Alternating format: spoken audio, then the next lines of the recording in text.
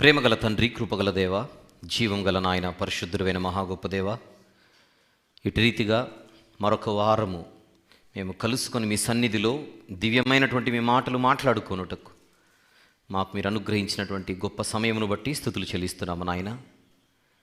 తండ్రి, మీ సన్నిధిలో నిలబడుటకు మాకు ఏమాత్రం అర్హత లేదు, కానీ కేవలం మీ ప్రియకుమారుడు చిందించిన అమూల్యమైన రక్తమును ఆశ్రయించి మాత్రమే మీ సన్నిధికి వస్తున్నాం. మీ కృపాసనం యొద్దకు ధైర్యంతో రాగలుగుచున్నాము నాయన. మీ చేతుల్లోనికి మమ్మల్ని తీసుకొని శ్రేష్టమైన మాటలు ఈ రాత్రి కూడా మాకు అనుగ్రహించమని మీ పాదములు పట్టుకొని వేడుకొనొచ్చు. మీ ప్రియకుమారుడు, మా ప్రభు, ప్రియ రక్షకుడైన యేసు క్రీస్తు ప్రభు వారి పరిశుద్ధ నామములో మిక్కిలి వినయముతో ఈ ప్రార్థన విన్నపములు మీకే సమర్పిస్తున్నాము తండ్రి. ఆమెన్. ప్రభునందు ప్రియులారా,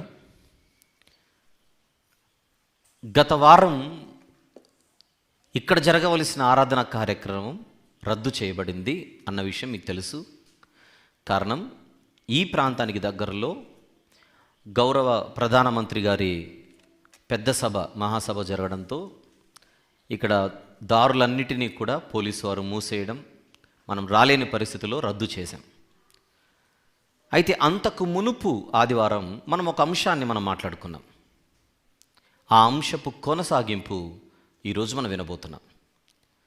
ఆ అంశం ఏంటో ఒక్కసారి మీ జ్ఞాపకాల్లోనికి తెస్తున్నాను.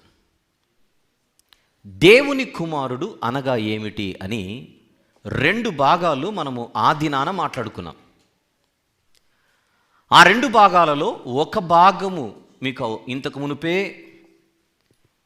ట్రూ విజ్డమ్ మినిస్ట్రీస్ అనే మెయిన్ యూట్యూబ్ ఛానల్లో అప్లోడ్ చేయడం జరిగింది. ఆ రోజు మనకు 2వ భాగం పరిపూర్ణంగా మాట్లాడుకోవడానికి సమయం సరిపోకపోవడంతో సగము వరకు మాట్లాడి దానిని మీరు 2వ భాగంగా పరిగణించండి అని చెప్పి దాని కొనసాగింపును 3వ భాగంగా మనం పరిగణించి అది మాట్లాడుకోవడానికి ఈరోజు మనం సిద్ధంగా ఉన్నాం. అందుచేత ఈరోజు మనం మాట్లాడుకోబో అంశం స్క్రీన్ మీద మీరు చూస్తున్నట్టుగా దేవుని కుమారుడు అనగా ఏమిటి, 3వ భాగం, పార్ట్ నంబర్ 3. ఎవరైనా మేము పార్ట్ 2 వినలేదు కదా అని అనుకుంటే మీకు ఈ 2-3 రోజుల్లో పార్ట్ 2 అప్లోడ్ అవుతుంది. దాని కొనసాగింపు ఇది అని ఖచ్చితంగా భావించవలసిందిగా మనవి చేస్తున్నాను. మీలో ఎవరైనా నేను పార్ట్ 2 వినలేదు అని అనుకుంటే అలాంటి వారి కోసం నేను ఒక టూకీగా ఒక 2 నిమిషాల్లో దాన్ని చెప్పే ప్రయత్నం చేస్తాను. దానికంటే ముందు ఈ కొద్ది మాటలను ముందస్తు సమాచారంగా ఆలకించవలసిందిగా మనవి చేస్తున్నాను. యేసుక్రీస్తు ప్రభు ఎవరు? ఇది ప్రశ్న. ఎవరు? ఆయన ఒరిజినల్ ర్యాంక్ ఏంటి? అసలు యేసుక్రీస్తు ప్రభు వారి నిత్యత్వములో ఆయన ర్యాంక్ ఏంటి, ఆయన క్యాడర్ ఏంటి అని మనం ప్రశ్న వేసి బైబిల్ చదివితే ఒక అద్భుతమైనటువంటి వాక్య భాగమే యోహాను సువార్త 1వ అధ్యాయము మనకు 1వ వచనం తెలియజేస్తుంది. ఒకసారి తీద్దాం. దీనిని మనం విస్మరిస్తే చాలా విషయాలు మనము అర్థం కాని పరిస్థితిలో మునిగిపోతాం. యోహాను సువార్త 1వ అధ్యాయము ఒక్కసారి చదవవలసిన అవసరం లేదు, కానీ 1వ వచనము నుండి 18వ వచనం వరకు ఒక్కసారి దాన్ని చూడవలసిందిగా మనవి చేస్తున్నాను. నేరుగా ప్రత్యక్షంగా కూర్చున్న మిమ్మల్ని కానీ, లైవ్లో చూస్తున్నవారు, ఈ వీడియోని లైవ్లో చూస్తున్నవారు కానీ ఖచ్చితంగా బైబిల్ తెరచి యోహాను సువార్త, బైబిల్ తెరిచి, మొబైల్ తెరిచి కాదు, బైబిల్ తెరిచి మొబైల్ తెరిచి కాదు, రైట్, యోహాను సువార్త 1వ అధ్యాయము 1వ వచనము నుండి 18వ వచనం వరకు ఉన్న దానిని అలా చూడండి. చూస్తే అదంతా ఒక ప్యాసేజ్ లాగా కనబడడం లేదు, అదంతా ఒక పారాగ్రాఫ్ లాగా కనబడడం లేదు.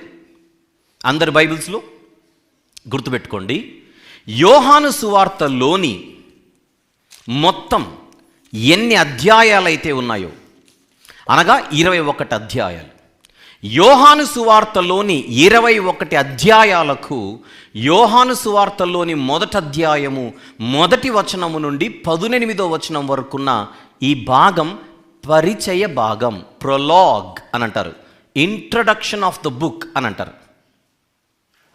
మళ్ళీ యోహాను సువార్తలోని 21 అధ్యాయాలకు పరిచయం ఎక్కడుంది అని మీరు సువార్తను చదివితే, పుస్తకాన్ని చదివితే మొదటి 18 వచనాలను చూడాలి. అది పుస్తకానికే పరిచయం.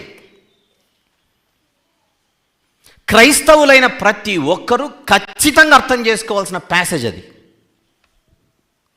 యేసుక్రీస్తు ప్రభు ఎవరు అని ఎవరికైనా ప్రశ్న వస్తే వాళ్ళు చదవవలసిన మొట్టమొదటి వాక్య భాగమే బైబిల్లో యోహాను సువార్త 1వ అధ్యాయము 1వ వచనము నుండి 18వ వచనం వరకు.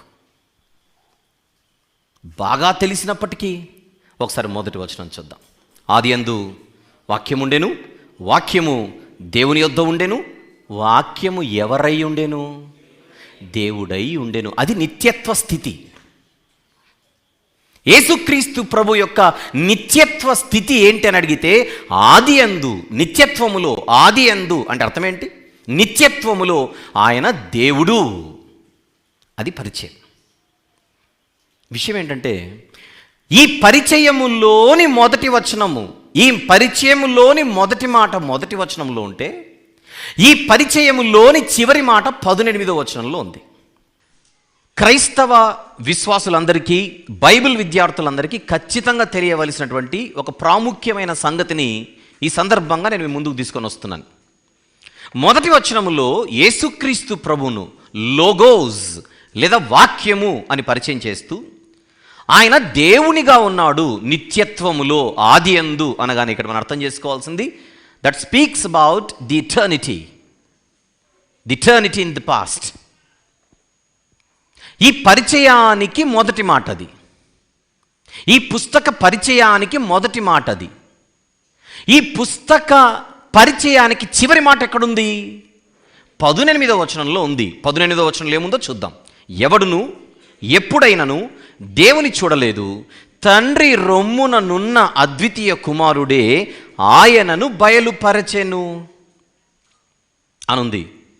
ఇప్పుడు మనకు పవర్ లేకపోవడం వల్ల కొన్ని మీకు చూపించలేకపోతున్నాను, కానీ ప్రస్తుతానికి అక్కడ అద్వితీయ కుమారుడు అంటే ఇంతకెవరు? అద్వితీయ కుమారుడు అంటే ఎవరు? ప్రభు అయిన యేసుక్రీస్తు వారు. ఇప్పుడు అద్వితీయ కుమారుడు అన్నదానికి ఫుట్ నోట్లు ఏముంది? జనితైక కుమారుడే అని పక్కన అనేక ప్రాచీన ప్రతులలో అద్వితీయుడైన అద్వితీయ దేవుడే అని కనబడుతుంది. చూడండి జాగ్రత్తగా, ఫుట్ నోట్లో చూడమని చెబుతున్నాను అందరినీ. అనేక ప్రాచీన ప్రతులలో అద్వితీయ దేవుడు అనుంది అని చెబుతున్నాడు. Who is Jesus? If you ask me the question, I have to say that the lord Jesus Christ is God. That is what the Bible says in the very first portion of Johne's gospel in the new testament. Straight forward answer అది. అయితే దేవుని కుమారుడు అనేటువంటి tag ఆయన మెడలో కనపడుతుంటుంది. ఇది అర్థం చేసుకోవడానికే చాలా నిశితంగా, చాలా జాగ్రత్తగా మనసు పెట్టి, తొందరపడకుండా, రెండోసారి తొందరపడకుండా, మూడోసారి మళ్ళీ తొందరపడకుండా జాగ్రత్తగా భయభక్తులతో బైబిల్ దగ్గర కూర్చోవాలి. అలా కూర్చుంటే కొంత ఇంట్రడక్షన్ ఇచ్చుకుంటూ వస్తున్నాను కొన్ని వారాల నుంచి. అసలు కుమారుడు అన్న పదం ఎవరి మెడలోనైనా పడాలనంటే, భూమి మీద కుమారుడు అనేటువంటి బంధం మనకు ఒకరితో ఏర్పడట్లేదే, కన్నవారితో ఏర్పడుతోంది, పెంచిన వారితో ఏర్పడుతోంది, వివిధ రకాలుగా ఒకరికి మించి ఎక్కువ మందితో మల్టిపుల్ రీజన్స్ను బట్టి మనము కొంతమందికి పిల్లలుగా పిలువబడుతున్నాం. ఉదాహరణకు, కన్నవారికి మనం పిల్లలమే, పెంచిన వారికి మనం పిల్లలమే, జీవితంలో మనకు గైడెన్స్ ఇచ్చిన వారికి మనం పిల్లలమే అవుతున్నాం, వాక్యం చెప్పి ఆత్మీయంగా మనను మొట్టమొదట జీవ మార్గంలోనికి నడిపించిన వారికి కూడా మనం పిల్లలమే అవుతున్నాం. ఒక రంగంలో మనం స్థిరపడితే ఆ రంగానికి ఒక మూల పురుషుడు ఉంటే ఆ మూల పురుషునికి మనము పరోక్షంగా పిల్లలమవుతున్నాం. ఒక జాతి పితగా ఎవరినైతే ఎన్నుకుంటామో ఆ వ్యక్తికి కూడా మనం పిల్లలమే అవుతున్నాం. బంధం ఎలా ఏర్పడుతోంది? పిల్లల బంధం, కుమార బంధం. ఈ ప్రశ్నకు సమాధానం ఇంతకు మునుపు సందేశాలలో మనకు దొరికింది. అలాగనే దేవునితో మనకు కుమార బంధం ఎలాగే ఏర్పడుతోంది అన్నందుకు మనకు వచ్చిన సమాధానాలే, సృష్టింపబడినందుకు దేవునికి కుమారులు అవుతున్నాం, ఆయన ఇచ్చే హోదాను బట్టి మధ్యలో మన దేవునికి కుమారులు అవుతున్నాం, బాధ్యతలను బట్టి కుమారులు అవుతున్నాం, మనకున్న గుణాలను బట్టి, మన యొక్క చర్యలను బట్టి, మనకున్నటువంటి క్వాలిటీస్ని బట్టి దేవుని పిల్లలుగా పిలువబడుతున్నాం, రక్షణను బట్టి దేవుని పిల్లలుగా అవుతున్నాం, ఆత్మ నడిపింపును బట్టి, ఆత్మ చేత ఎందరు నడిపింపబడుదురో వారు దేవుని కుమారులు అనబడుదురు అనే స్టేట్మెంట్ మనం చూసినప్పుడు ఈ కారణాన్ని బట్టి కూడా మనం దేవుని పిల్లలుగా పిలువబడుతున్నాం. ఇవన్నీ కాకుండా మరొక కారణాన్ని కూడా మనం చూసాం. Can you show the extra image on the screen please? ఇది చూడండి, మనం చూసినది ఇది. సృజింపబడినందుకు దేవునికి పిల్లలు, హోదాను బట్టి దేవునికి పిల్లలు, రక్షణను బట్టి కుమారుడు, ఆత్మచేత నడిపింపబడుటను బట్టి కుమారుడు, గుణమును బట్టి కుమారుడు, పునరుత్థానమును బట్టి కుమారుడు, లేదా మహిమ దేహమును పొందుటను బట్టి కుమారుడు అని ఇంతకు మునుపు సందేశాలలో మనం చూసిన మాటలు అవి. మీరు ఒకవేళ ఇంతకు మునుపు సందేశాలు వినకపోయి ఉంటే వినాలి. యూట్యూబ్లో కుమారుడు అనగా ఏమిటి అనే ఒక సబ్జెక్ట్ ఉంటుంది, మెసేజ్ ఉంటుంది, వినండి. అలాగనే దేవుని కుమారుడు అనగా ఏమిటి ఫస్ట్ పార్ట్, అన్నీ వినాలి. వినే ఓపిక లేకపోతే జీవితంలో ఎప్పుడు విషయం అర్థం కాదు. రైట్. అయితే ఇప్పుడు మనం మాట్లాడుకుంటోంది యేసుక్రీస్తు ప్రభు గురించి. యేసుక్రీస్తు ప్రభు ఎందుకు కుమారుడయ్యాడు? ఈ ప్రశ్న, కుమారుడు అనేటువంటి ట్యాగ్ ఆయన మెడలోనికి ఎందుకు వచ్చింది అన్న దానికి మళ్ళీ మనకెలాగైతే మల్టిపుల్ రీజన్స్ ఉన్నాయో దేవుని పిల్లలమని అనబడుటకు, మళ్ళీ రెండోసారి మనము దేవుని పిల్లలం అనబడడానికి ఎలాగైతే మల్టిపుల్ రీజన్స్ ఉన్నాయో యేసుక్రీస్తు ప్రభు కూడా దేవుని కుమారుడు అని అనబడుటకు బైబిల్ గ్రంథంలో మనకు మల్టిపుల్ రీజన్స్ కనబడతాయి. అందులో ఒక రీజన్ని ఫస్ట్ పార్ట్లో మీకు వివరించాను. కన్యక దేవుని వలన గర్భము ధరించుటను బట్టి ఆయన దేవుని కుమారుడు అనబడుతున్నాడు అని మనం చదువుకున్నాం, నేర్చుకున్నాం. ఆవేశపడకుండా, తొందరపడకుండా మరిన్ని సంగతులు నేర్చుకుందామని రెండవ భాగంలో ఒక ప్రాముఖ్యమైన ప్రవచనాన్ని మీ ముందు ఉంచడం జరిగింది. ఎప్పుడైనా సరే ఆయన దేవుని కుమారుడని ఎందుకు అనబడ్డాడు అన్న మ్యాటర్ మనకు అర్థం కావాలంటే నేను మొదటి భాగంలో చెప్పిన విషయాలు మనసులో పెట్టుకోవాలి. రెండవ భాగంలో ఒక ప్రాముఖ్యమైన ప్రాఫెసీని మీ ముందు ఉంచాను. ఎక్కడుంది అది? సమూయేలు 2వ గ్రంథం. వద్దాం. ఇది వినని వారు ఎవరైతే రెండవ భాగం వినలేదో వారి కోసం సమూయేలు 2వ గ్రంథం 7వ అధ్యాయం 13-14 వచనములు చెప్పుకున్న సంగతే కనుక కొంచెం స్పీడ్గా వెళ్ళిపోదాం. ఇది రెండవ భాగంలో విన్నాం మనం. సమూయేలు 2వ గ్రంథము 7వ అధ్యాయము 13-14 వచనములు. అతడు నా నామ ఘనత కొరకు ఒక మందిరమును కట్టించును, అతని రాజ్య సింహాసనమును నేను నిత్యముగా స్థిరపరచెదను, నేను అతనికి తండ్రినై ఉందును, అతడు నాకు కుమారుడై ఉండును. ఎవరి గురించిది? సమీప భవిష్యత్తులో సొలొమోను గురించి, సుదూర భవిష్యత్తులో యేసుక్రీస్తు ప్రభు గురించి అని రెండవ భాగంలో మనం మాట్లాడుకున్నాం. ఆధారాలు కూడా ఇచ్చాను దినవృత్తాంతంలో 1వ గ్రంథంలో ఇంతకు మునుపు. మళ్ళీ అక్కడికి వెళ్ళట్లేదు, మళ్ళీ రిపిటేషన్ లాగా అయిపోతుందని. ఇప్పుడు ఈ మాట మాత్రం మనసులో పెట్టుకోండి. ఇప్పుడు మనం మాట్లాడుకుంటుంది 3వ భాగం. రెండవ భాగం వినకపోయినా నేను దాన్ని కవర్ చేస్తూ మాట్లాడతాను కనుక ఇబ్బంది లేదు. రెండవ భాగంలో the most important Bible portion ఏం చదువుకున్నామంటే 2 శామ్యూయల్ చాప్టర్ 7 వర్సెస్ 13 and 14. రెండవ భాగం అర్థం కావాలంటే ఈ వచనాన్ని పక్కన పెట్టి ఆ గంట సేపు చెప్పాను, ఎంతసేపు చెప్పాను, గంటన్నర పాటు గంట సేపు నేను చెప్పిన మెసేజ్ ఏదైతే ఉందో అది అర్థం కావాలంటే సమూయేలు 2వ గ్రంథం 7వ అధ్యాయం 13-14 వచనాలు జీర్ణమైపోవాలి మనకు. అందులో 2 విషయాలు కనపడుతున్నాయి. ఏమిటది? రాజ్య సింహాసనమును, ఎవరి గురించి అయితే మాట్లాడబడుచున్నది ఇక్కడ, అతని రాజ్య సింహాసనమును నేను నిత్యముగా స్థిరపరిచెదను, నేను అతనికి తండ్రినయ్యుందును, అతడు నాకు కుమారుడయ్యుండును. 1 రాజ్య సింహాసనాన్ని స్థిరపరుస్తాను, వెంటనే 2 అతనికి నేను తండ్రినయ్యుందును, అతడు నాకు కుమారుడయ్యుండును. ఎప్పుడు? ఆయన రాజ్య సింహాసనం సీన్లోనికి రాగానే, చూడండి అక్కడ, అతని రాజ్య సింహాసనం సీన్లోనికి రాగానే నేను అతనికి తండ్రినయ్యుందును, అతడు నాకు కుమారుడయ్యుండును. అది పిక్చర్. ఇంకొంచెం మీకు కన్ఫ్యూజన్ని అవాయిడ్ చేయడానికి ఇది సొలొమోను గారికి అప్లై చేసినప్పుడు ఎలాంటి పోర్షన్ ఉందో ఇంకొకసారి గుర్తు చేసుకుందాం. There is nothing wrong in rereferring it. దినవృత్తాంతంలో 1వ గ్రంథం 28వ అధ్యాయం, దినవృత్తాంతంలో మొదటి గ్రంథం 28వ అధ్యాయం, పరిచయం కోసం ముందుగా 2వ వచనం. అప్పుడు రాజైన దావీదు లేచి నిలవబడి ఇలాగు సెలవిచ్చెను, నా సహోదరులారా, నా జనులారా, నా మాట ఆలకించుడి. అంటే ఇది దావీదు గారు స్పీకర్ అని అర్థమవుతుంది. నేరుగా 5-6 వచనాల్లోనికి వెళ్ళిపోదాం. యెహోవా నాకు అనేక మంది కుమారులను దయచేసి ఉన్నాడు.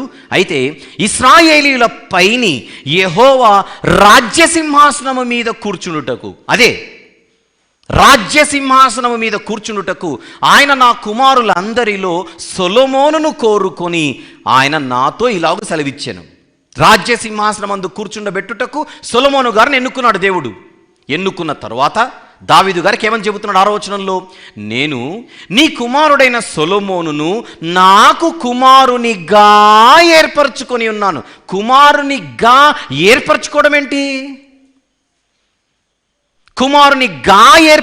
ఏంటి? ఆలోచించండి, అక్కడ నొక్కి ఆగాలి. నాకు కొడుకున్నాడండి ఇంట్లో. ఎవరు అబ్బాయి అని అడిగితే నా కొడుకే అని అంటాను. మళ్ళీ కొడుకుగా ఏర్పరచుకున్నానంటానా? మీరు మీ పిల్లల గురించి నా కుమారులనే పరిచయం చేస్తారు, కుమార్తెలనే పరిచయం చేస్తారు. మీరు మీ పిల్లలను కుమారులుగా ఏర్పరచుకున్నారా? కుమారులేనా? మీ పిల్లల గురించి అడుగుతున్నా. ఇంట్లో కుమారులే. కుమార్తెలుగా ఏర్పరచుకున్నారా? కుమార్తెలేనా? కుమార్తెలే. మరి ఇక్కడ సొలొమోను గారిని కుమారునిగా ఏర్పరచుకున్నాడట. ఎవరందరిలో? అనేక మంది దావీదు యొక్క కుమారులలో. పైన 5వ వచనం, దావీదునకు ఉండిన అనేక మంది కుమారులలో స్పెషల్గా, అంటే ప్రత్యేకంగా మళ్ళీ సొలొమోను గారిని దేవుడు తనకు కుమారునిగా ఏర్పరచుకున్నాడట. ఏంటి కుమారునిగా ఏర్పరచుకోవడం అంటే? Very simple. ఆయన తీసుకొని వచ్చి సింహాసనం ముందు కూర్చోబెట్టడం. హోదా. ఇంతకుముందు మెసేజెస్ మీరు మనసులో పెట్టుకొని వినాలి జాగ్రత్తగా. హోదా. దేవుడు ఒకరికి ఇచ్చే స్థానాన్ని బట్టి ఆ వ్యక్తి దేవునికి ఏమిగా పిలువబడుతున్నాడు? కుమారుడిగా. ఇంతకుముందు న్యాయాధిపతుల గురించి మాట్లాడుకున్నాం చూడండి ఫస్ట్ పార్ట్లో. మీకు అర్థమైంది ఇప్పుడు? కుమారుడు కుమారునిగా.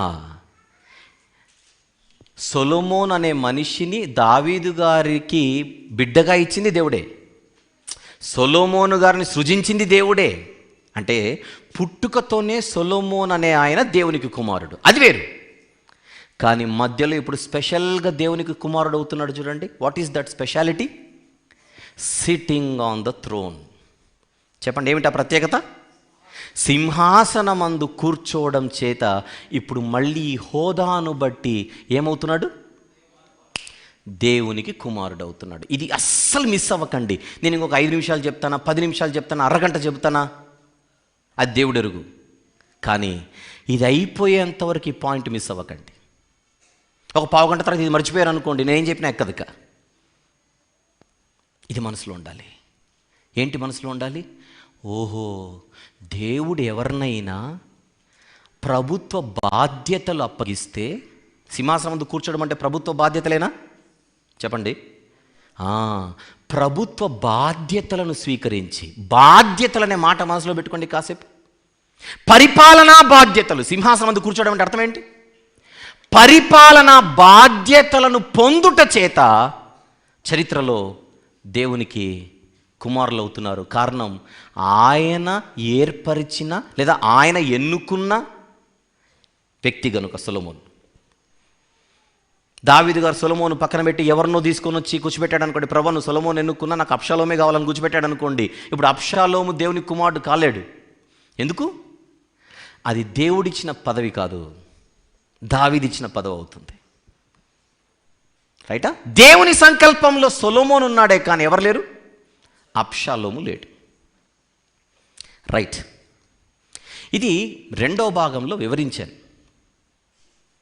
ఈ ప్రవచనం మనకు కొత్తేమో కానీ, ఈ ప్రవచనం మనకు అర్థం అవ్వడానికి టైం పడుతుందేమో కానీ, 12 గోత్రాల ఇశ్రాయేలు ప్రజలకు ఇది వెల్ నోన్ ప్రవచనం. అందుకే అపోస్తలుడైన ఫిలిప్పు గారు నతనయేలు గారి దగ్గరికి వెళ్ళి చెప్పిన మాట, మేము ధర్మశాస్త్రములో మోషే మిగిలిన ప్రవక్తలు ఎవరిని గురించి అయితే చెప్పారో ఆయనను మేము కనుగొంటిమి, ఆయన యోసేపు కుమారుడైన నజరేయుడగు యేసు. నతనయేలు తీసుకొని వచ్చాడు. నతనయేలు ప్రభుతో మాట్లాడుతున్నాడు. ప్రభు ఇచ్చిన సమాధానాన్ని బట్టి వెంటనే ఏమన్నాడు నతనయేలు గారు, నీవు దేవునికి కుమారుడు, నీవు ఇశ్రాయేలు రాజువు, దేవుని కుమారుడు. ఇశ్రాయేలు రాజువు, దేవుని కుమారుడు, రెండు కలపాలి. ఇది వెల్ నోన్ ప్రవచనం అని రెండవ భాగంలో చెప్పాను.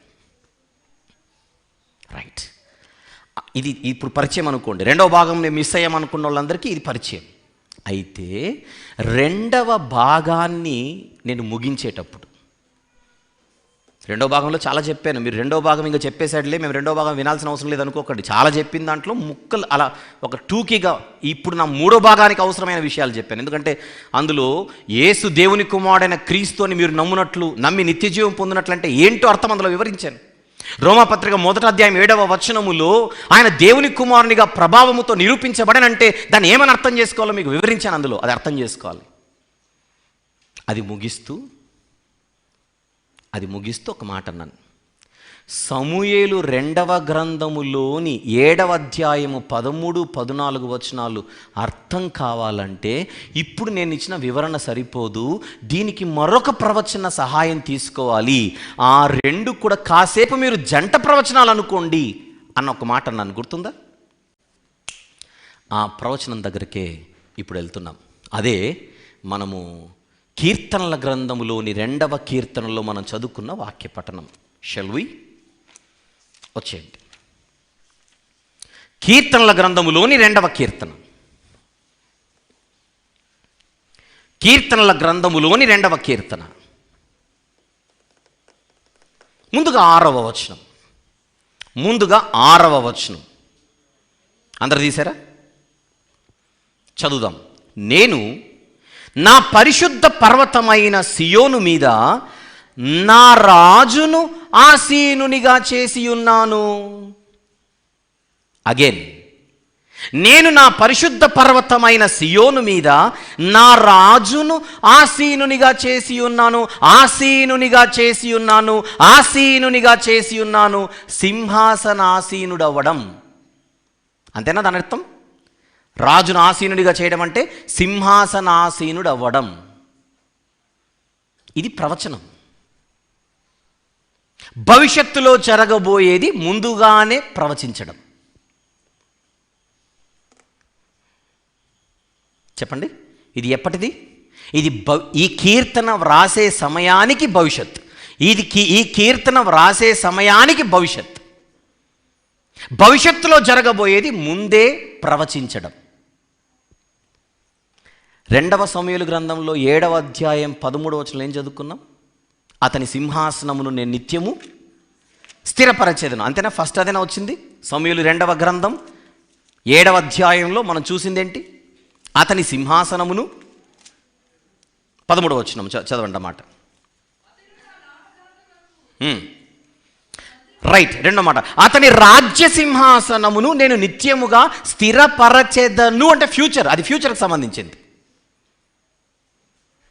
తర్వాత ఎప్పుడైతే అతని సింహాసనం ఎక్కుతాడో నేను అతనికి తండ్రినయ్యుందును, అతడు నాకు కుమార్. అది సీక్వెన్స్, అది మనసులో పెట్టుకొని రండి. 2వ కీర్తనలో 6వ వచనం, నేను నా పరిశుద్ధ పర్వతమైన సియోను మీద నా రాజును ఆసీనునిగా చేసి ఉన్నాను. నెక్స్ట్, కట్టడను నేను వివరించేదను, యెహోవా నాకీలాగు సెలవిచ్చెను, నీవు నా కుమారుడవు, నేడు నిన్ను కనియున్నాను. సమూయేలు 2వ గ్రంథంలో ఉన్న ఆ ప్రవచనం, కీర్తనల గ్రంథంలోని 2వ కీర్తనలో ఉన్న ఈ ప్రవచనం పక్కన పెట్టుకొని చదవాలి. అది వేరే సందర్భానికి సంబంధించింది, ఇది వేరే సందర్భానికి సంబంధించినదని అనుకోకూడదు. 2వ సమూయేలు గ్రంథంలో ఏ సందర్భం గురించి, సొలొమోను గారిని పక్కన పెట్టండి కాసేపు, సొలొమోను గారిది అయిపోయింది.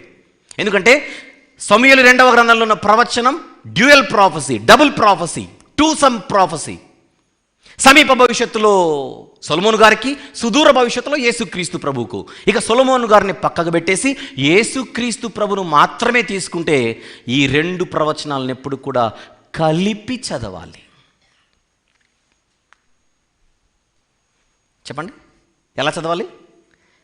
కలిపి చదవాలి. ఎందుకు కలిపి చదవాలి? ఈ రెండు ఒకే సందర్భాన్ని గురించి మాట్లాడేవి, ఈ రెండు ఒకే సందర్భం గురించి సూచించేవి.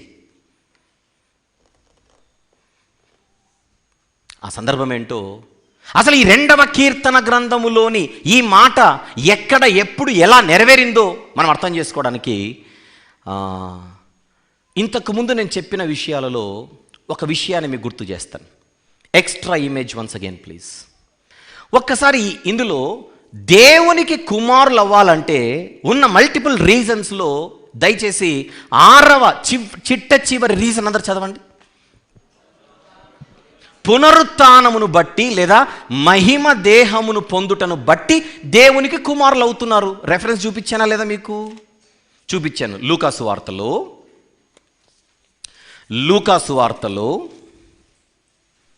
20వ అధ్యాయం, లూకాసు వార్తలో 20వ అధ్యాయం 36వ వచనం. సద్దూకైలతో యేసుక్రీస్తు ప్రభు వారి సందర్భం. సద్దూకైలతో యేసుక్రీస్తు ప్రభు వారి సంభాషణ. 36వ వచనం. వారు పునరుత్థానములో పాలివారయ్యుండి, భవిష్యత్తులో ఎవరైతే నిద్రించి మళ్ళీ లేస్తారో వాళ్ళ గురించి, వారు పునరుత్థానములో పాలివారయ్యుండి. ఫుట్ నోట్లు ఏముంది అందరూ చూడాలి. మీరు మొబైల్ తీసి చూస్తే అర్థం కాదు, అందుకే బైబిల్ తీయమని చెప్పాను. నా మొబైల్లో లేదండి అని అనకూడదు, పగలగొట్టుకోవాలి, అంతే, ఇంకేం లేదు. బైబిల్ తీయాలి.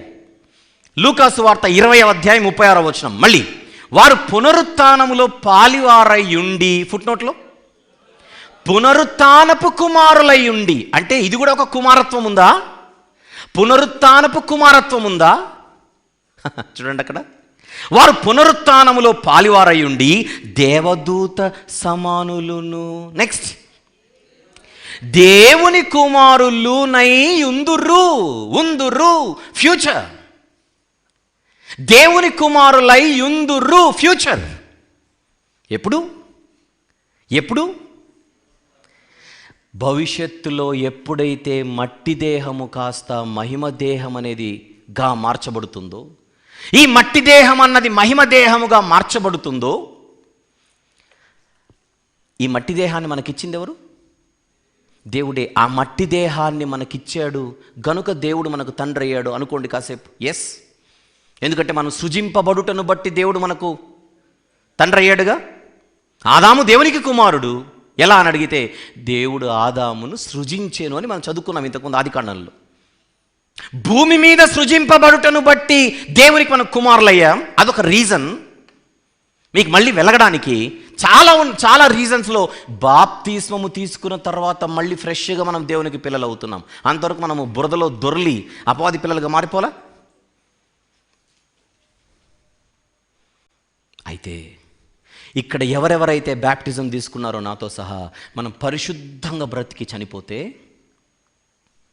మన దేహాలన్నీ కూడా భూమిలో భద్రపరచబడి మళ్ళీ యేసుప్రభు ఈ లోకానికి వచ్చినప్పుడు ఈ మట్టి దేహాలన్నీ ఏ దేహాలుగా మార్చబడతాయి? మహిమ దేహాలుగా. అది రెజరక్షన్, పునరుత్థానం. అప్పుడు మనం ఏం పొందబోతున్నాం? కొత్త కుమారత్వం, న్యూ సన్షిప్. ఏమిటా సన్షిప్? ఏమిటా కుమారత్వం? పునరుత్థానపు కుమారత్వం. అప్పుడు ఈ దేహము నుండి మనకు సంపూర్ణ విడుదల వచ్చి దత్తపుత్రత్వం అన్నాడు రోమాపత్రికలో. అది కూడా గుర్తు చేసుకుందాం. రోమీలకు రాసిన పత్రిక 8వ అధ్యాయం, స్పీడ్. రోమీలకు రాసిన పత్రిక 8వ అధ్యాయం 23వ వచనం. రోమా పత్రిక 8వ అధ్యాయం 23వ వచనం. అంతేకాదు, ఆత్మ యొక్క ప్రథమ ఫలముల నొందిన మనము కూడా దత్తపుత్రత్వము కొరకు అన్నాడా? దత్తపుత్రత్వము కొరకు అనగా, చెప్పండి, మన దేహము యొక్క విమోచనము కొరకు కనిపెట్టుచూ మనలో మనము మూలుగుచున్నాము. ఇప్పుడు చెప్పండి, మన దేహము యొక్క విమోచనకున్న పేరేంటి? దత్తపుత్రత్వము. చెప్పండి, మన దేహము యొక్క విమోచనకున్న పేరేంటి? దత్తపుత్రత్వము. మళ్ళీ చూపించు ఆ ఇమేజ్. 6వది చూడండి, చివరినేముందో 6వది. ఇంగ్లీష్కి వచ్చేసరికి అడాప్షన్ టు సన్షిప్ అని ఉంటుంది ఇంగ్లీష్లో. Adoption to sonship. అద్భుతమైనటువంటి డిస్క్రిప్షన్ అది. నన్ను చూపించు. Adoption to sonship. We are already his children. We are already enjoying that sonship, but still we are yet to enjoy one more sonship that we will get when we find resurrection. ఇప్పుడు మనం అనుభవిస్తున్న కుమారత్వం కాదు, భవిష్యత్తులో మనం enjoy చేయబోయే, భవిష్యత్తులో మనం పొందబోయే క్రొత్త కుమారత్వం ఉంది. అది దేహము నుండి విమోచన, మహిమ దేహాన్ని పొందడం. దాని పేరే పునరుత్థానం. అప్పుడు మనము అద్భుతమైన, ఒక సుందరమైన, ఒక అమోఘమైనటువంటి కుమారత్వంలోనికి ప్రవేశిస్తున్నాం. ఇది ఎందుకు చెప్పానంటే, మనం ఇప్పుడు 2వ కీర్తన చదువుకున్నాంగా. అక్కడేమన్నాడు? నా రాజును సియోను మీద ఆసీనునిగా చేసి ఉన్నాను అని, నీవు నా కుమారుడవు, నేడు నేను నిన్ను కనియున్నాను. అది సన్షిప్ గురించి మాట్లాడుతున్నాడు అక్కడ. చెప్పండి, దేని గురించి మాట్లాడుతున్నాడు? సన్షిప్. ఒకసారి స్క్రీన్ మీద చూపిస్తావా? ఇది చూడండి, ఇదే నేను ఇంతవరకు మీ ముందుకు తీసుకొని వస్తుంది. 7వ వచనం, నీవు నా కుమారుడవు, నేడు నిన్ను కనియున్నాను. నీవు నా కుమారుడవు, నేడు నిన్ను కనియున్నాను. ఇది సన్షిప్ గురించి మాట్లాడుతున్నాడు. ఇది ఎక్కడ నెరవేరడం ప్రారంభమైందో అపోస్తలుడైన పౌలు గారు చెబుతున్నారు. ఏ కీర్తనలో చూసాం ఇందాక? ఇది కీర్తన నంబర్ చెప్పండి. 2వ కీర్తన. ఆ 2వ కీర్తనలో ఉన్న విషయాన్ని పౌలు భక్తుడు ఒకరోజు పిసిదియలోని అంతియొకయలో, ఈరోజు ప్రపంచ పటంలో టర్కీ దేశం, ఆ దేశంలో మాట్లాడుతూ ఏమని మాట్లాడుతున్నాడో తీద్దాం. అపోస్తలుల కార్యములు 13వ అధ్యాయం. అందరూ తీయండి, నేరుగా ఇక్కడ కూర్చున్న వాళ్ళు తీయండి, లైవ్లో చూస్తున్న వాళ్ళు తీయండి, లైవ్లో చూస్తున్న వాళ్ళు తీయాలి. అపోస్తలుల కార్యములు 13వ అధ్యాయం.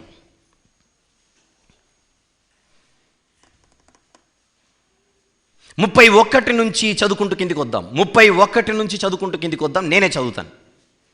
ఆయన గలిలయ నుండి యెరూషలేమునకు తనతో కూడా వచ్చిన వారికి అనేక దినములు కనబడెను. సందర్భం ఏంటిది? ఏ సందర్భం ఇది? పునరుత్థానానికి సంబంధించిన సందర్భం. వారిప్పుడు ప్రజల ఎదుట ఆయనకు సాక్షులై ఉన్నారు.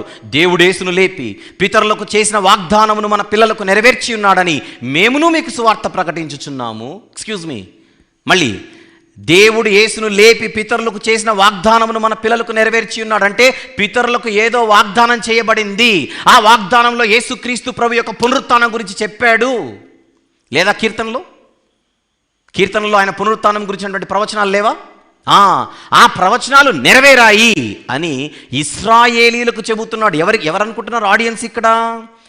13వ అధ్యాయంలో ఆడియన్స్ ఎవరు? 17వ వచనం. 13వ అధ్యాయం 17వ వచనం ఆడియన్స్ ఎవరో చూడండి. పౌలు గారికి ఆడియన్స్ ఇశ్రాయేలీయులారా అంటే ఆడియన్స్ ఎవరు ఆయనకు? ఇశ్రాయేలీలు అంటే ఎవరు? పాత నిబంధన కలిగిన వారు, ధర్మశాస్త్రం కలిగిన వారు, ప్రవచనాలు కలిగిన వారు, వాగ్దానములు ఇవ్వబడిన వారు. అలాంటి వారికి లేఖనములెత్తి మాట్లాడుతున్నాడు క్రీస్తు మరణ, సమాధి, పునరుత్థానముల గురించి. అది చెబుతున్నాడు. ఏమని?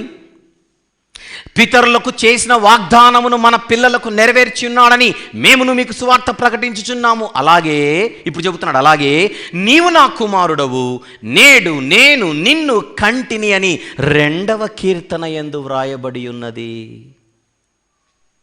ఏ కలర్లో పెన్ను అండర్లైన్ చేసండి ఆ మాటని? ఇప్పుడు మీ పెన్ను కలర్ ఏదైనా అండర్లైన్ చేసేయండి. ఏ కీర్తనో కూడా చెబుతున్నాడు నంబర్తో సహా ఆయన. ఇంతగా ఆయన మాట్లాడుతున్న సబ్జెక్ట్ ఏంటి? పైన పునరుత్థానం గురించి మాట్లాడుతూ ఈ పునరుత్థానము జరగడముతో వాగ్దానములు నెరవేరాయి. పితరులకు చేయబడిన వాగ్దానాలు నెరవేరాయి అని అంటున్నాడు. ఇంతకు పితరులకు చేయబడిన వాగ్దానాలలో ఒక ప్రాముఖ్యమైన వాగ్దానం ఆయన మెన్షన్ చేస్తున్నాడు. ఏమిటది? నీవు నా కుమారుడవు, నేడు నేను నిన్ను కంటిని అని 2వ కీర్తన వ్రాయబడి ఉన్నది. 2వ కీర్తన యందు వ్రాయబడి ఉన్నది. మరియు ఇక కుళ్ళు పట్టకుండా ఆయనను మృతులలో నుండి లేపుటను బట్టి దావీదునకు అనుగ్రహించిన పవిత్రమైన వరములను మీకు అనుగ్రహించును, అవి నమ్మకములైనవని చెప్పెను. కాబట్టి వేరొక కీర్తన యందు నీ పరిశుద్ధుని కుళ్ళు పట్టనీయవని చెప్పుచున్నాడు. అది 16వ కీర్తన.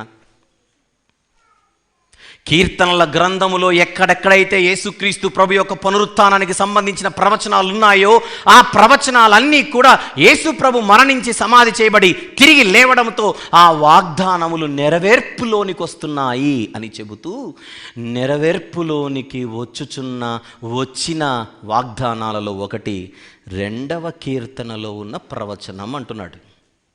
ఇంతకు 2వ కీర్తనలో ఏముంది? నీవు నా కుమారుడవు, నేడు నేను నిన్ను కంటిని. ఇప్పుడు చెప్పండి, ఇది సన్షిప్ గురించిన మాట, కుమారత్వమును గురించిన మాట. నేను మళ్ళీ అడుగుతున్నాను, ఏ కుమారత్వానికి సంబంధించిన మాట? ఇప్పుడు స్క్రీన్ మీద చూసి మీరే చెప్పాలి నాకు. ఇప్పుడు చెప్పండి, అక్కడ 6 ఉన్నాయి. ఈ 6లో ఇక్కడున్న కుమారత్వం 2వ కీర్తనలో ఉన్నదే 13వ అధ్యాయంలో కనపడుతుంది. అపోస్తలుల కార్యములు పౌలు గారు చెబుతున్నది. అక్కడ స్క్రీన్ మీద కనపడుతున్న 6 కుమారత్వాల్లో ఇక్కడ మాట్లాడబడుచున్న సన్షిప్ ఏందో చెప్పండి. 6వది పునరుత్థానపు కుమారత్వం. అర్థమవుతుందా? యేసుప్రభు దేవుని కుమారుడు అంటే ఏ సందర్భములో ఏ కారణాన్ని బట్టి దేవుని కుమారుడు? అది ప్రశ్న వేయాలి. ఏ సందర్భంలో ఏ కారణాన్ని బట్టి? మొదటి భాగంలో ఒక కారణాన్ని చూపించా మీకు. కన్యక చెప్పండి, దేవుని వలన గర్భము ధరించి కుమారుని కని ఆయనకి యేసు అని పేరు పెట్టింది. ఆయన సర్వోన్నతుడైన దేవుని కుమారుడు అనబడును. ఆ రీజన్ వేరు. ఇప్పుడు మనం చూస్తున్న మరొక రీజన్ వేరు. ఏ రీజన్ ఇది? పునరుత్థానపు కుమారత్వం. ఇప్పుడు విషయం ఏంటంటే, ఎక్స్క్యూజ్ మీ, 2వ కీర్తనలో చెప్పబడింది నెరవేర్పు ఇక్కడ స్టార్ట్ అయ్యి, ఎక్కడ స్టార్ట్ అయ్యి? సమాధి దగ్గర స్టార్ట్ అయ్యి దీనికి లింక్ ఇంకొకటి ఉందిగా. ఏమిటది? సింహాసనం ముందు కూర్చోవాలి. లింక్ ఒకటి ఉందా లేదా? సమాధిలో నుంచి బయటికి రావడంతో పునరుత్థానం అంటారు. కానీ పునరుత్థానం ఒకటి జరిగితే సరిపోదు. ఇప్పుడు ఏం చేయాలి? ఆయన సింహాసనం ముందు కూర్చోవాలి. ఆయన సింహాసనం ముందు కూర్చోవడంతో ఈ వాగ్దాన నెరవేర్పు పూర్తవుతుంది. అంటే ఈ వాగ్దాన నెరవేర్పుకు ఆయన సమాధిని గెలిచి తిరిగి లేవడం అనేది ఫస్ట్ స్టెప్ అయితే, దాని చివరి స్టెప్పే ఆయన పరలోకానికి వెళ్ళి సింహాసనమందు కూర్చోవడం. అక్కడతో ఆ వాగ్దానం పూర్తవుతుంది. రైట్. ఇప్పుడు ఆయన పునరుత్థానుడైన తర్వాత, జాగ్రత్తగా విందాం, పునరుత్థానుడైన తర్వాత ఏం జరిగింది? ఏం జరిగిందో తెలియాలంటే ఏం జరగబోతోందో ముందే ప్రభువు సెలవిచ్చాడు. ఎవరికి? దానియేలు గారికి దర్శన రూపంలో ముందే చెప్పాడు. అదేంటో చూద్దాం. 7వ అధ్యాయం. నేను కొంచెం స్పీడ్గా వెళ్ళాల్సి వస్తుంది, ఎందుకంటే నాకు చిన్న భయం ఉంది పవర్ పోతుందేమో అని. ఇంతకుముందు పవర్ పోవడం వేరు, ఇప్పుడు పోకూడదు. ఎందుకంటే సముద్రం మధ్యలో ఉన్నాం మనం. దానియేలు గ్రంథం 7వ అధ్యాయం 13-14 వచనములు. దానియేలు గ్రంథం 7వ అధ్యాయం 13-14 వచనం. నన్ను చూడండి ఒకసారి. ఇంతకు ముందు 2వ భాగంలో అత్యంత ప్రాముఖ్యమైన వచనం మీకేమిచ్చాను? సమూయేలు 2వ గ్రంథం 7వ అధ్యాయం 13-14 వచనాలు ఇచ్చాను. ఇప్పుడు 3వ భాగం మాట్లాడుకుంటున్నాం. దేవుని కుమారుడనగా ఏమిటి? ఈ 3వ భాగానికి ముఖ్య వచనాలు ఏంటంటే 3. రెడ్ పెన్తో రాసుకోవాలి మీ నోట్బుక్లో. ఏమిటది? నంబర్ 1, సమూయేలు 2వ గ్రంథం 7వ అధ్యాయం 13-14 వచనాలు. అది మొదటిది. కీర్తనల గ్రంథంలోని 2వ కీర్తన 6-7 వచనములు. ఇది 2వది. దానియేలు గ్రంథం 7వ అధ్యాయము 13-14 వచనాలు. Can you show this image please? Image number 6 ఒక్కసారి చూపించు. చూడండి అక్కడ, జాగ్రత్తగా చూడాలి. చూడండి అక్కడ, సమూయేలు 2వ గ్రంథం 7వ అధ్యాయం 13-14 వచనము చదివినప్పుడు కీర్తనల గ్రంథంలోని వెంటనే సమూయేలు 2వ గ్రంథానికి కీర్తనల గ్రంథంలోని 2వ కీర్తన 6-7 వచనం వెంటనే జత కలపాలి. ఆ రెండు వేరువేరు ప్రవచనాలు కాదు. నెక్స్ట్ ఆ రెండు చదివినప్పుడు ఖచ్చితంగా దానియేలు గ్రంథం 7వ అధ్యాయం 13-14 ఖచ్చితంగా కలపాల్సిందే. ఆ 3 కలిపి చదివితేనే పిక్చర్ క్లియర్ అవుతుంది. అది ఎక్కడో చదువుకొని దాన్ని ఏదో అనుకొని, ఇది ఎక్కడో చదువుకొని దీన్ని ఏదో అనుకొని విషయం అర్థం కాదు. అందుకే వీటిని ట్రిప్లెట్ ప్రాఫెసీస్. ట్రిప్లెట్ అంటే 3, ట్విన్ అంటే 2.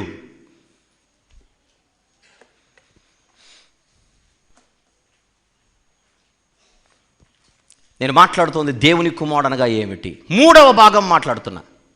ఈ 3వ భాగంలో మీకు ముఖ్యమైన 3 ప్రాముఖ్యమైన వచనాలు చూపిస్తున్నాను. ఇక నేను ఏ వచనాలు చూపించినా ఈ 3 వచనాలకు అనుబంధంగా ఉన్న వచనాలు అవి. ఇందాక అపోస్తుల కార్యాలు కూడా చూపించాను. కానీ అపోస్తుల కార్యాలు నేను చూపించాలంటే ముందు 2వ కీర్తన మీద ఆధారపడాలి. అందుకే ఈ 3 మెయిన్ రెఫరెన్సెస్ ఈ భాగానికి. అర్థమైంది కదా మీకు? రైట్. ఇప్పుడు దానియేలు గ్రంథం 7వ అధ్యాయము 13-14 వచనాలు ఏముందో చూద్దాం. కమ్. 13. రాత్రి కలిగిన దర్శనములో నేను ఇంకా చూచుచుండగా ఆకాశ మేఘారూఢుడై మనుష్య కుమారుని పోలిన ఒకడు వచ్చి. ఎవరు ఆ మనుష్య కుమారుడు? యేసుక్రీస్తు ప్రభువే. అప్పటి దానియేలు గ్రంథములో రాసే సమయానికి, దానియేలు గారికి దర్శనం వచ్చే సమయానికి ఇంకా ఆయన మనుష్య కుమారుడు కాలేదే. మరి ముందే మనుష్య కుమారుడు ఎందుకన్నాడు? సంకల్పంలో, భవిష్యత్తు సంకల్పంలో, భవిష్యత్తు ప్రణాళికలో ఆయన రాబోతున్నాడుగా. మీరు చెప్పండి, దానియేలు గారికి దర్శనం వచ్చే సమయానికి ఆయన మరియమ్మ గారికి పుట్టాడా? అసలు మరియమ్మ గారే లేరు. మరి మనుష్య కుమారుడని అడ్వాన్స్ ఎందుకు చెప్తున్నాడు? మీరే ఆలోచించండి. మనుష్య కుమారుడని అడ్వాన్స్కి ఎలా చెప్తున్నాడు? దాన్నే సంకల్పం అనాలి. అంతేనా? దానినే సంకల్పం అనాలి. ఇల్లు కట్టక ముందే ఇంటి రూపాన్ని కట్టేవాడు చూసేస్తాడు ముందే. ఇల్లు కట్టక ముందే ఇంజనీర్ ఎలా ఉంటుందో ఇల్లు ముందే డిజైన్ చేసేస్తాడు. నీళ్ళు ఇలా ఉండబోతోందని. అది ప్లానింగ్.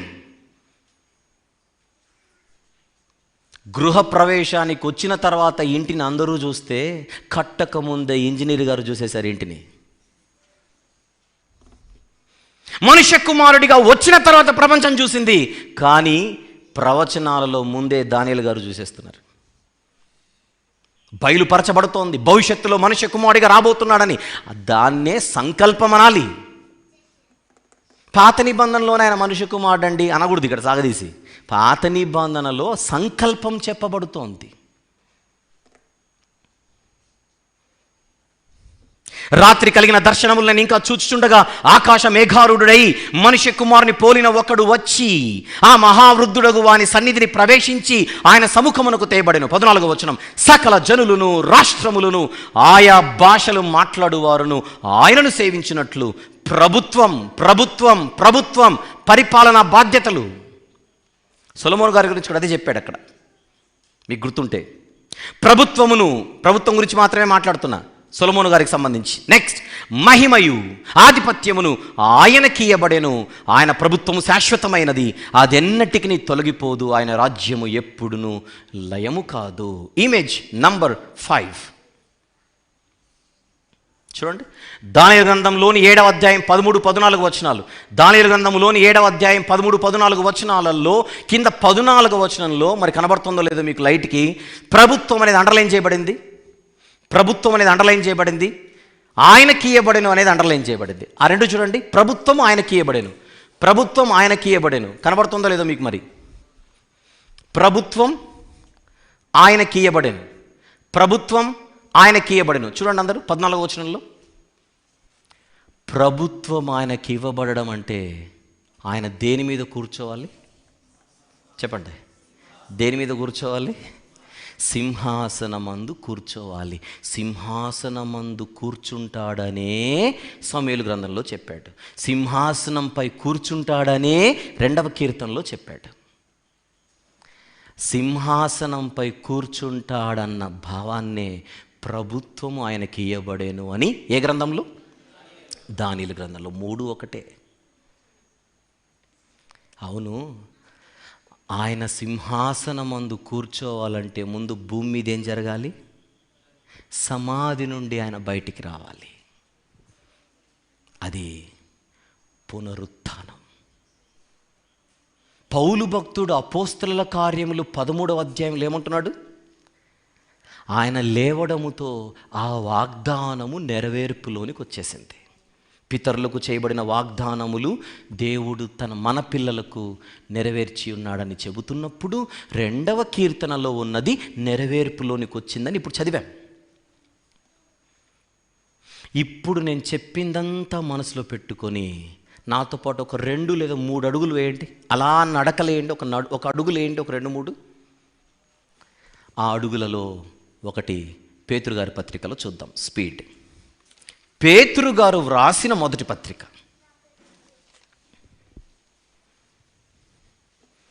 3వ అధ్యాయం 22వ వచనం. పేతురు గారి మొదటి పత్రిక 3వ అధ్యాయం 22వ వచనం. ఆయన పరలోకమునకు వెళ్ళి ఎప్పుడు చెప్పండి? పునరుత్థానుడైన తర్వాత ఆయన పరలోకమునకు వెళ్ళి దూతల మీదను అధికారుల మీదను శక్తుల మీదను అధికారము పొందినవాడై దేవుని కుడి పార్శ్వమున ఉన్నాడు. అధికారము పొందినవాడై అంటే దేని మీద కూర్చున్నట్టు చెప్పండి? సింహాసనమందు. ఈ వచనాలన్నీ ఒకటే పాయింట్ చుట్టి తిరుగుతున్నాయి లేదా చెప్పండి మీరు? ఇప్పుడు నేను చూపిస్తున్న వచనాలన్నీ ఒకటే పాయింట్ చుట్టే ఉన్నాయి. మళ్ళీ చదువుకుందాం పేతురు గారి మాట. ఆయన పరలోకమునకు వెళ్ళి అనగా పునరుత్థానుడైన తర్వాత దూతల మీదను అధికారుల మీదను శక్తుల మీదను అధికారము పొందిన వాడై దేవుని కుడి పార్శ్వమున ఉన్నాడు. ఇంకొక మాట చూద్దాం. మత్తయి సువార్త 28. క్విక్. మత్తయి సువార్త 28 18వ వచనం మనకు బాగా తెలిసిన మాట. 18వ వచనం. అయితే యేసు వారి యొద్దకు వచ్చి కమాన్ పరలోకమందును భూమి మీదను నాకు సర్వాధికారం ఇయ్యబడి ఉన్నది. ఎప్పుడు అంటున్నాడు ఈ మాట? పునరుత్థానుడైన తర్వాత. అంటే అంతకుముందు ఆయన రాజు కాదా?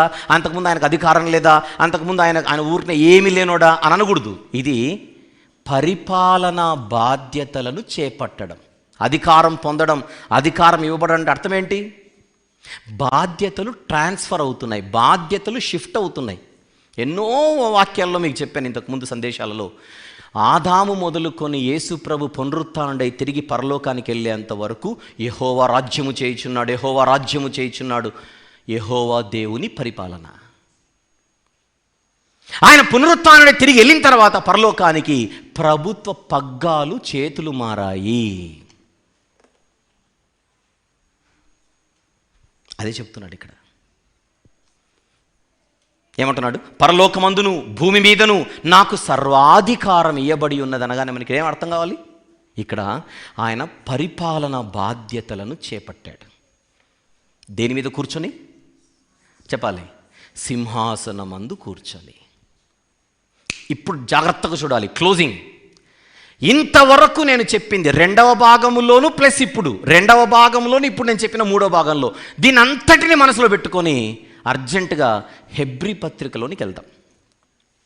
హెబ్రీలకు రాసిన పత్రిక.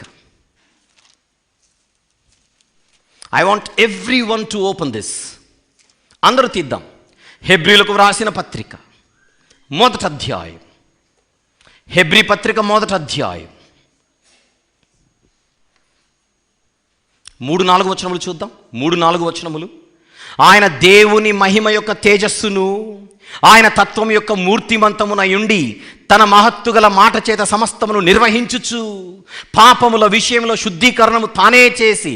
ఎవరి గురించి ఇదంతా? పాపము విషయంలో శుద్ధీకరణము తానే చేసి. ఎవరి గురించి ఇదంతా?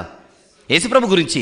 దేవదూతల కంటే ఎంత శ్రేష్టమైన నామము పొందెనో వారికంటే అంత శ్రేష్ఠుడై ఉన్నత లోకమందు మహామహుడగు దేవుని కుడి పార్శ్వమున కూర్చుండేను అని. వెంటనే ఎప్పుడైతే దేవుని కుడి పార్శ్వమున కూర్చున్నాడో ఒక వాగ్దానం నెరవేరుతోంది అక్కడ. ఏమిటది? ఏలైనగా చదవండి. నీవు నా కుమారుడవు, నేను నేడు నిన్ను కనియున్నాననియు. నెక్స్ట్, ఇదియుగాక నేను ఆయనకు తండ్రినై ఉందును, ఆయన నాకు కుమారుడై ఉండునని ఆ దూతలలో ఎవనితోనైనను ఎప్పుడైనను చెప్పినా. ఈ రెండిటిని కలిపి మాట్లాడుతున్నాడు చూడండి ప్రవచనాలను. ఏ రెండు? నేను ఆయనకు తండ్రినై ఉందును, ఆయన నాకు కుమారుడై ఉండును. ఎక్కడుంది ప్రవచనం? సమూయేలు గ్రంథంలోని ప్రవచనం. నీవు నా కుమారుడు, నేను నేడు నిన్ను కని ఉన్నాను. ఎక్కడుంది ప్రవచనం? 2వ కీర్తనలో ఉంది. ఈ 2 కూడా ఒక సందర్భాన్ని సూచిస్తున్నాయి అంటున్నాడు. పైన 4వ వచనంలో వివరిస్తూ ఏమని, 4వ వచనం ఏం జరుగుతుంది? ఆయన దేవుని కుడిపార్శ్వమందు కూర్చుండేను. ఎప్పుడు? పునరుత్థానుడై తిరిగి పరలోకానికి వెళ్ళిన తర్వాత. ఎందుకు కూర్చున్నాడు దేవుని కుడిపార్శ్వమందు? What is the reason for sitting on the throne there? To rule, to govern. పరిపాలనా బాధ్యతలు ఆయన చేపట్టాడు. పరిపాలనా బాధ్యతలను చేపట్టాడు. ఎక్స్ట్రా ఇమేజ్ చూపించి ఇప్పుడు ఒక్కసారి మీరు 2వది 6వది కలిపి చూడండి ఒకసారి. 2వది 6వది, 2వది 6వది. హోదాను బట్టి కుమారుడు, 6 పునరుత్థానమును బట్టి కుమారుడు. ఇక్కడ హోదా అంటే బాధ్యత. ఇక్కడ హోదా అంటే అర్థం ఏంటి చెప్పండి? బాధ్యత. సో నీవు నా కుమారుడవు, నేడు నేను నిన్ను కని ఉన్నానన్న మాట పునరుత్థానమప్పుడు మొదలై పైన సింహాసనమందు కూర్చోవడంతో పూర్తయింది. ఇది సమాచారం. అయితే ఇక్కడ నొక్కి సభాముఖంగా, ప్రజాముఖంగా నేను ఒక మాట చెబుతున్నాను. ఇంతకుముందు మనం చెప్పిన సందేశాలలో 2వ కీర్తనలోని మాట ఒకప్పుడు పరలోకంలో జరిగింది, సృష్టి పుట్టక ముందే జరిగిందని అనేక మంది చెప్పారు. చెప్పిన వారిలో మనము ఉన్నాం. దాన్ని మనం సరిదిద్దుకున్నాం. ఈ మాట చెప్పడంలో ఏమాత్రం మోమాటం లేదు, ఈ మాట చెప్పడంలో ఏమాత్రం సిగ్గు లేదు, ఈ మాటను చెప్పడంలో ఇలాంటి చిన్నతనము లేదు. నీవు నా కుమారుడు, నేడు నేను నిన్ను కని ఉన్నానని కీర్తనల గ్రంథంలో ఉన్న మాట ఒకప్పుడు సృష్టి పుట్టక ముందే పరలోకంలో జరిగిందని అనేక మంది చెప్పిన వారిలో నేను ఉన్నాను, మేము ఉన్నాం, మనము ఉన్నాం. వాటిని ఈ మధ్య కాలంలో వెంటనే దాన్ని ఏం చేసాం మనము? ఈ పాయింట్ గురించి మాత్రమే మాట్లాడుతున్నాను నేను. ఈ పాయింట్ని we have corrected ourselves. There is nothing wrong in correcting when we find that is wrong. What you say? ఏమంటారు? దిద్దుబాటు మనకు అసహ్యమా? కాదు. ఇప్పుడు విషయం ఏంటంటే మనమే కాదు, చాలామంది సరిదిద్దుకోవాలి. ఈ వర్షాన్ని చాలామంది సరిదిద్దుకోవాలి. ఎంత వీలైతే అంత త్వరగా సరిదిద్దుకుంటే సంఘానికి న్యాయం చేసిన వాళ్ళం అవుతాం. యేసు ప్రభు యొక్క మనం కరెక్ట్ చేసుకున్న ఒకటే ఒక పాయింట్ ఏంటి అని అడిగితే నిత్యత్వం. గుర్తుపెట్టుకోండి, మన చరిత్రలో ఎప్పుడు కూడా యేసుక్రీస్తు ప్రభు దేవుడు కాదు అన్న మాట కలలో కూడా చెప్పలేదు. అవునా? మనం ఎప్పుడు కూడా యేసు ప్రభు దేవుడు కాదు అని చెప్పలేదు. కానీ మన బోధలలో ఆయన నిత్యుడు కాదు అన్న భావన వచ్చింది. దాని వెంటనే మనము ప్రజాముఖంగా, అందరి ఎదుట, ఇంకేంటి సభాముఖంగా మనం సరిదిద్దుకొని, ఎవరైతే ఈ వర్షాన్ని సరిదిద్దుకోవాలో వారందరికీ ప్రేమతో మనవి చేస్తుంది.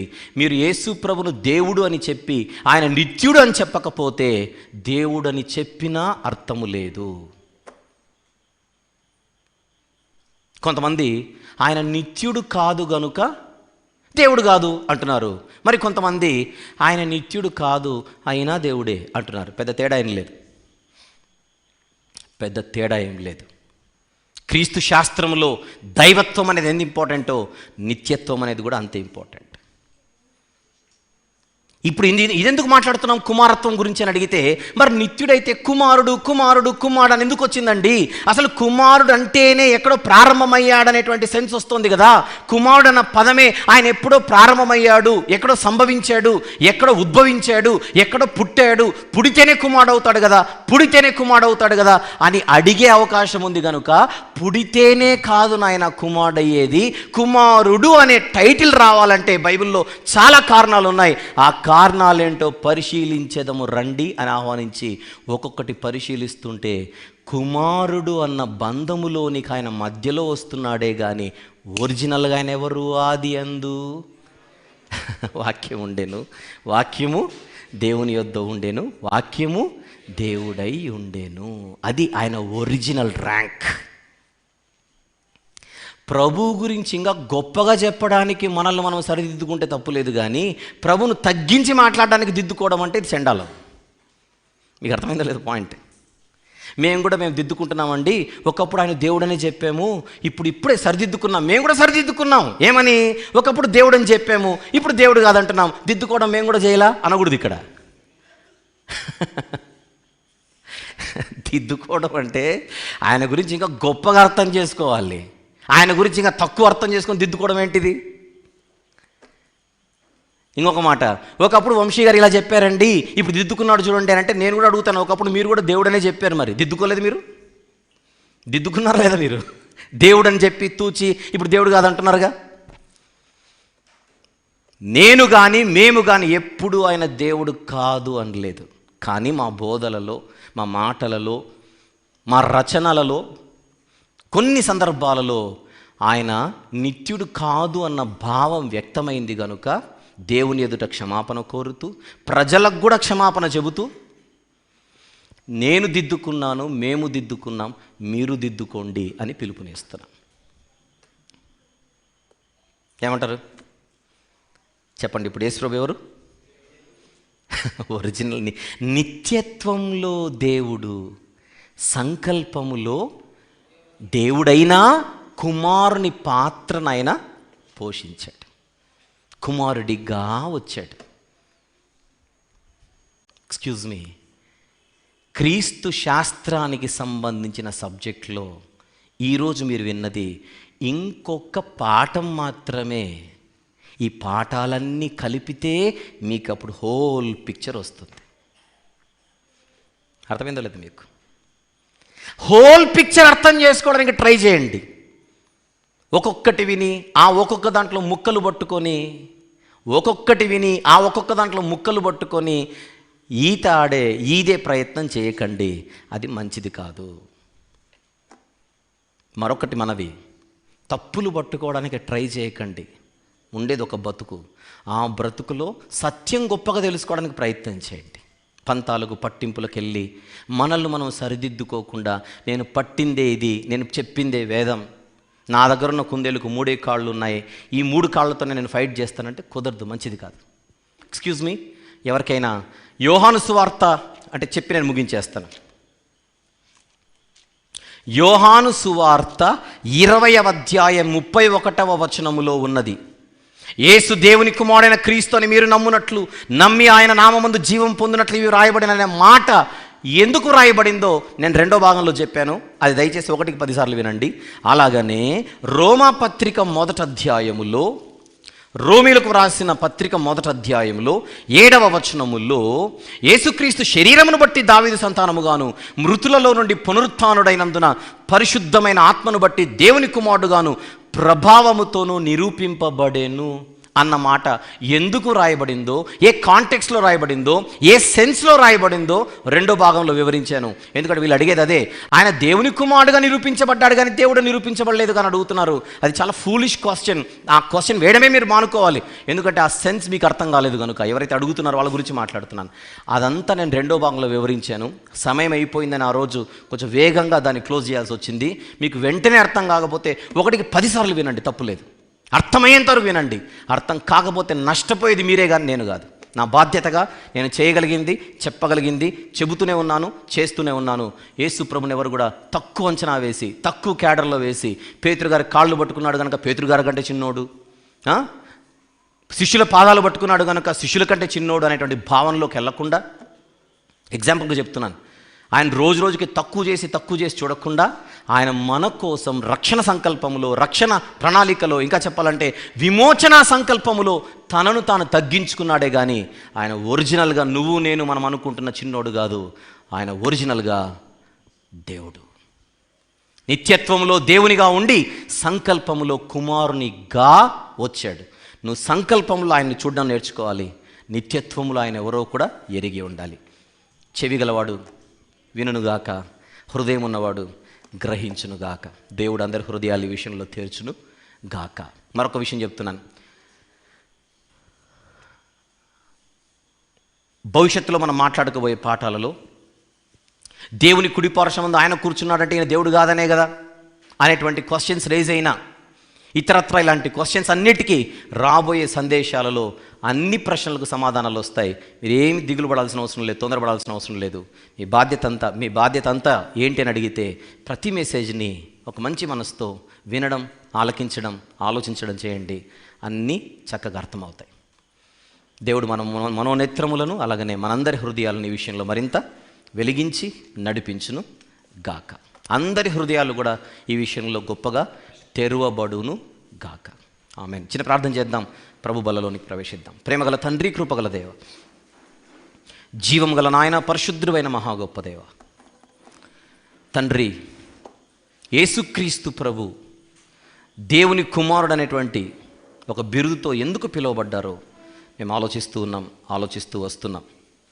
తండ్రి, తొందరపడకుండా, ఆవేశాలకు పోకుండా ప్రతి ఒక్కరు ఆలోచించి, తండ్రి యాక్చువల్లీ నిజానికి ఆయన యొక్క ఒరిజినల్ ర్యాంక్ ఏంటో అర్థం చేసుకొని ఆయనను మహిమపరిచే పిల్లలుగా, ఆయనను మహిమపరిచినప్పుడే మిమ్మును మహిమపరిచినట్టు అని మీరు సెలవిస్తున్నారు కనుక ఈ కలెక్టివ్ ఇన్ఫర్మేషన్ని మంచి మనసుతో స్వీకరించి, ఆలోచించి, తొందరపడకుండా, అపార్థం చేసుకోకుండా ప్రతి ఒక్కరు కూడా ముందడుగులు వేయనట్లుగా సహాయం చేయమని ఆయన ప్రశస్తమైన నామములోనే ప్రార్థన విన్నపములు మీ పాద సన్నిధిలో సమర్పిస్తున్నాము తండ్రి. ఆమెన్.